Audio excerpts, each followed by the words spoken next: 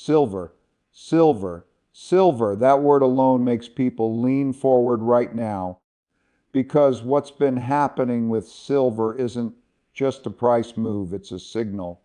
And in this video, I want to walk you through my exact exit strategy when, how, and why I plan to sell my silver in 2026.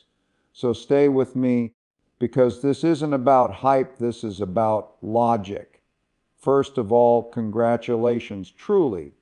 If you've held silver through the past year, you've probably seen something close to a tripling in value. I've received hundreds of messages from people who told me they used their silver profits to pay off credit cards, student loans, even car notes. That's powerful. It's what disciplined investing does. It gives you breathing room, freedom, and control. Now, let me be clear right up front. If you decide to sell some or all of your silver right now and lock in profits, that's perfectly fine. Everyone's situation, tolerance, and objectives are different. No one should make you feel guilty for taking gains. But as for me, I have a plan, a framework. And in this video, I'll show you how I'm executing it. Let's rewind for a second. Roughly 7 months ago, I made the case for buying silver. Back then, silver was trading near $33 an ounce. Today, we're hovering around 90, and people say, Dalio Warning, you didn't give us enough time. But if you were paying attention, you know I actually warned about this move years ago in 2024 during the great melt up discussion. I said clearly buy silver. Not maybe, not consider it, buy silver. So here's my current mindset, and this is where the logic really matters.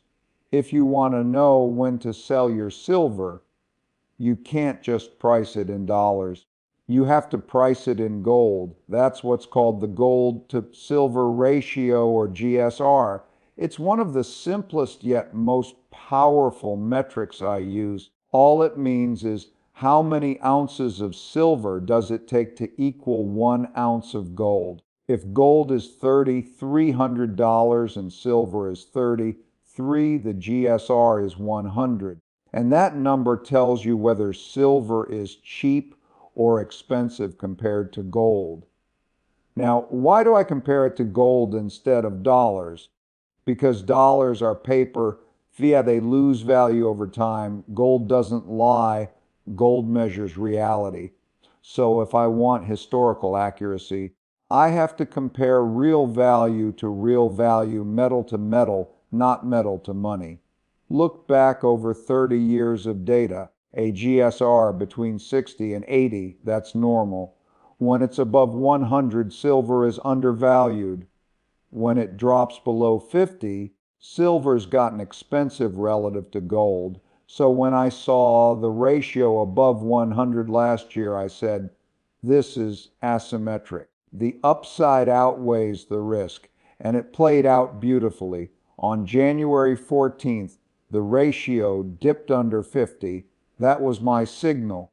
So I sold 25% of my position, my paper silver SLV, and I posted it right away on the Dalio Warning community page. By selling that portion, I nearly recouped my original capital.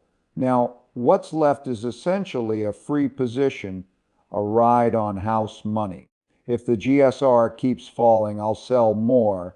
If it rises again, I'll buy back.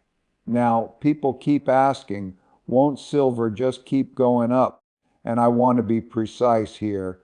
I'm not selling because I think silver's about to crash. I'm selling because the thesis is maturing. Relative values are shifting, volatility is increasing, and when the risk to reward flips, it's time to rebalance. Historically, when the GSR compresses fast, silver tends to overshoot, then cools off while gold catches up. That doesn't mean silver crashes. It just means gold becomes the stronger vehicle. And remember, gold and silver generally move together. If gold doubles, silver can double too, and the ratio might still stay the same.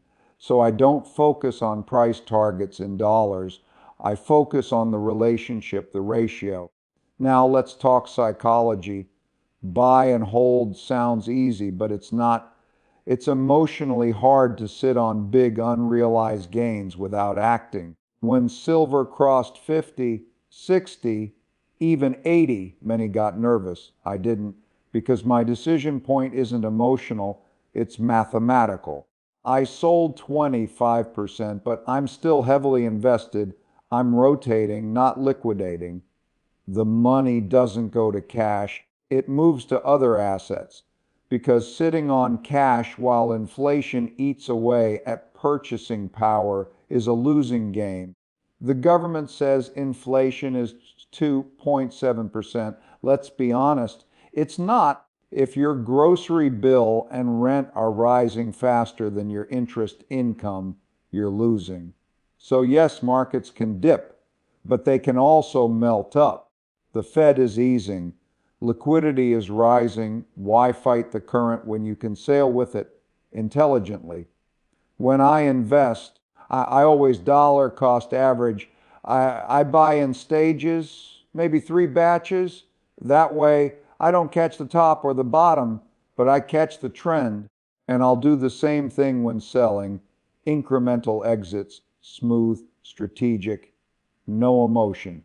Now let me answer the next question. What about physical silver? I own physical silver too, but that's my insurance policy. I never sell that first. Paper silver gets sold first, physical silver last, and even then, I'll keep a portion because if things ever go sideways faster than we expect, you'll want to hold something tangible. Would I ever buy silver again? Absolutely. If the gold to silver ratio justifies it, I'll rebuild the position without hesitation. This isn't emotional, it's capital allocation. And finally, my big picture view, I'm still bullish on precious metals. I still believe in protecting against currency debasement. But discipline means knowing when to step back, lock in asymmetric gains, and reposition for the next wave. That's not bearish, that's maturity. So, to everyone watching, stay thoughtful, stay humble, and stay invested. If you want to see exactly where I'm reallocating, join our Dalio Warning community. Stay wise, stay calm, and keep learning.